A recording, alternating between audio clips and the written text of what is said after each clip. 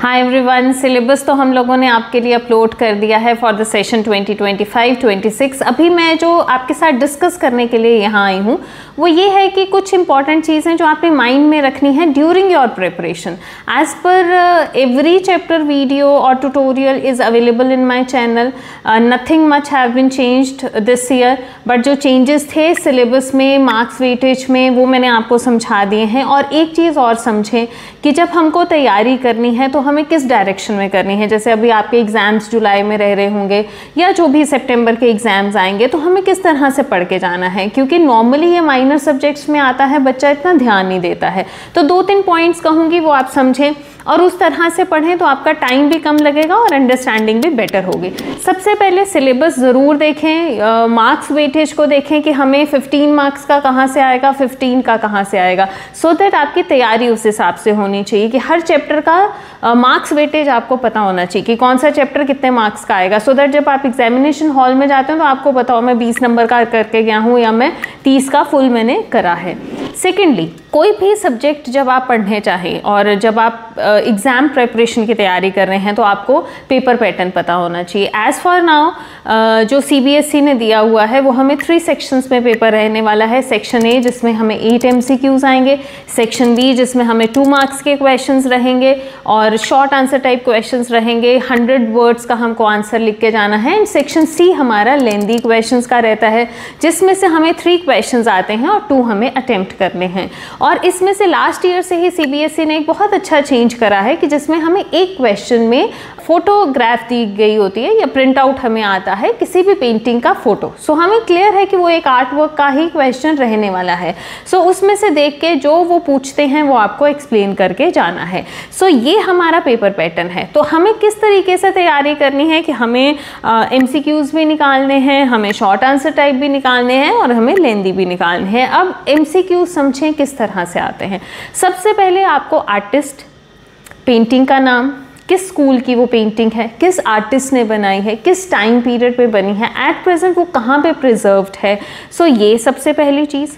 दूसरी आपको क्या करनी है, main points of the painting. किस पेंटिंग में कितने ह्यूमन फिगर्स हैं, किस पेंटिंग का क्या थीम है, कौन सी पेंटिंग किस सब्जेक्ट के ऊपर बनाई गई है, वो आपको करना है। किसी स्कूल का क्या कैरेक्टरिस्टिक है, जैसे ऐसे वाला बॉर्डर पर्टिकुलरली किस स्कूल में बनाया जाता था, या कौन सी ऐसी पेंटिंग है जो स्टूडेंट टीचर रिलेशनशिप पे है, कौन सी ऐसी पेंटिंग है जो पॉवर्टी पे बेस्ड है, इस तरह के क्वेश्चन। कौन सा सब स्कूल इस मेन स्कूल का है, कौन सा आर्टिस्ट किस स्कूल का है, इस तरह के क्वेश्चन। सो जनरल क्वेश्चन हमें MCQs में आते हैं। सो वो आपको ये पढ़ के जाने हैं। एक आधा क्वेश्चन हमेशा थोड़ा सा ट्रिकी रहता है, उसके लिए डेप्थ का नॉलेज चाहिए होता है। तो जब आप पढ़ेंगे और आपके टीचर आपको पढ़ाएंगे वो भी आपको अंडरलाइन करवा देते हैं, और नहीं भी होगा तो टाइम टू टाइम हम आपके साथ क्वेश्चंस लेके आते रहेंगे। And meanwhile if you want more clarity on this thing, so I have already uploaded MCQ series on my channel. Daily के पोस्ट आता है जिसमें आपको MCQ सॉल्व करना होता है, तो कम्युनिटी पोस्ट के साथ एंगेज्ड रहिए, इससे आपका MCQ की प्रैक्टिस तो हो ही जाएगी साथ साथ। सेकंड हमारा सेक्शन जो रहता है वो शॉर्ट आंसर टाइप क्वेश्चंस है कि हमें 100 वर्ड्स में लिख के जाना है जो हमसे उन्होंने पूछा है। ज़्यादातर हमसे पेंटिंग्स के बारे में पूछा जाता है एज़ पर नाउ, बट जो CBSE इस साल सैम्पल पेपर रिलीज़ करेगी वो भी मैं आपसे डिस्कस कर लूँगी, उससे हमें और क्लैरिटी हो जाती है कि इस साल का पेपर पैटर्न कैसे रहने वाला है। सो एज़ फॉर नाउ ज़्यादातर क्वेश्चंस आपको पेंटिंग्स में से रहते हैं कि कौन सी पेंटिंग का क्या थीम है, क्या एस्थेटिकल पैरामीटर है, क्या टेक्निक रहा है, क्या सब्जेक्ट रहे हैं, कॉम्पोजिशनल अरेंजमेंट बता दीजिए, एस्थेटिकल पैरामीटर बता दीजिए। आप उसके बारे में you have to guess the painting कि कौन सी पेंटिंग है जो प्लेयर्स के ऊपर है, कौन सी पेंटिंग्स है जो पॉवर्टी के ऊपर है, कौन सी ऐसी पेंटिंग है जिसमें डाउन ट्रोडन सोसाइटी का बताया गया है, स्कल्पचर है, ग्राफिक्स है, जो भी जिस तरह का आपका है। सो कुछ इस तरह के जनरल क्वेश्चन आएंगे और साथ में इसमें स्टेटमेंट बेस्ड क्वेश्चन भी रहते हैं।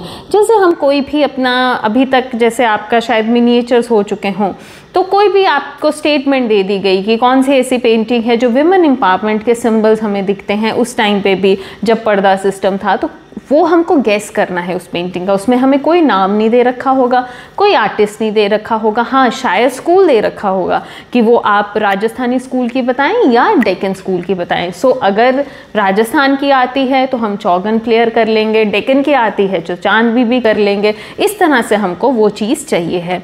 थर्ड हमारा जो रहता है वो लेंदी क्वेश्चन जो रहता है, जो हमें 2 करने हैं, 3 ऑप्शंस आएंगी, उसमें से हमको 2 अटेम्प्ट करने हैं। उसमें डिटेल में कभी आपको रीजन एंड डेवलपमेंट आ जाएगा, आपको कैरेक्टरिस्टिक्स आ सकते हैं, इवन पेंटिंग आपको एक्सप्लेन होने को आ सकती है, कोई 2 पेंटिंग्स भी आपको एक्सप्लेन होने को आ सकती हैं 3 मार्क्स की। सो लिख के ज़रूर देखना है। राइटिंग स्पीड अपनी पूरे साल में ज़रूर शुरू से ही बना लीजिएगा, वरना आपको एंड में बहुत दिक्कत होगा। और जो साइंस स्ट्रीम के स्टूडेंट्स हैं उनको मैं ये ज़रूर कहूँगी कि बच्चा, वी नो कि आप रेगुलर इस सब्जेक्ट को नहीं पढ़ते हैं, बट जितना भी स्कूल में आपके एग्ज़ाम्स होते हैं वो ज़रूर दें। उससे क्या होगा, आपको पेपर पैटर्न समझ लगेगा। मार्क्स जितने भी आ रहे हैं बट आपके माइंड में पेपर पैटर्न आ जाएगा। सो आपको पता चल जाएगा कि मुझे किस तरह से तैयारी करनी है। एंड सेकंड चीज़, जो हमारे मार्क्स कटते हैं वो हमारे लिखने के स्टाइल पे कटते हैं कि हमें लिखना नहीं आता। बहुत बार होता है हमें सब पता है बट कैसे उसको पेपर पे डालना है हमें नहीं पता चलता। सो एक वो चीज़ हमें सीखनी बहुत ज़रूरी है और वो राइटिंग स्पीड से ही आएगी या राइटिंग प्रैक्टिस से आएगी। स्पीड नहीं, प्रैक्टिस। स्पीड भी नेचुरली आपको चाहिए क्योंकि 2 घंटे का पेपर है तो वो भी आपको मैनेज करना है, बट उतना लेंदी पेपर नहीं होता है। मोस्टली बच्चों का हो जाता है, किसी का बहुत ही स्पीड स्लो है तो दिक्कत आएगा, तो वो बच्चा उस पॉइंट पे अपने आप को इम्प्रूव कर ले। सो बेसिकली हमारा पेपर पैटर्न हमें पता होना चाहिए, सिलेबस हमें पता है। अब अगर आपको लगता है हमें तैयारी करनी है, सो चैनल में वीडियोज़ हैं, चैनल में इम्पॉर्टेंट क्वेश्चंस हैं। कभी आपका टर्म हो रहा है, आप उन क्वेश्चंस को देख सकते हैं। ऑलमोस्ट उसी तरह के क्वेश्चंस फ्रेम होते हैं और नए क्वेश्चंस टाइम टू टाइम हम आपके पास लेके आते रहेंगे। 1 शॉट वीडियो इज़ देयर कि जिसमें से आपको सारा सिलेबस आप बैठ के पढ़ सकते हैं। एंड 1 वेरी इंपॉर्टेंट वीडियो जिसमें आप 4 मिनिएचर स्कूल्स को 1 गो में कर सकते हैं। सो वो एक मैं ज़रूर रिकमेंड करूँगी आपको कि वो वीडियो देखें। उसमें से आपको यूनिट 1 15 मार्क्स का 1 गो में 10 मिनट्स में समझ आ जाएगा, दैट आई गारंटी यू। और उसके बाद आप उसको डिटेल में पढ़ें। सो एक वो भी आपके लिए बहुत फ्रूटफुल वीडियो है।